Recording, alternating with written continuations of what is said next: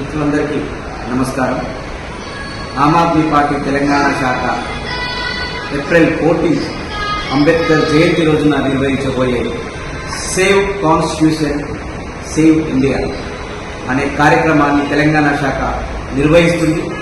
ఈ దేశంలో బీజేపీ పరిపాలన వచ్చిన తర్వాత ఈ కాన్స్టిట్యూషన్ని మొత్తానికే మార్చేయాలని ఒక కుట్రతో ఈరోజు ప్రధానమంత్రి మోదీ చూస్తున్నారు.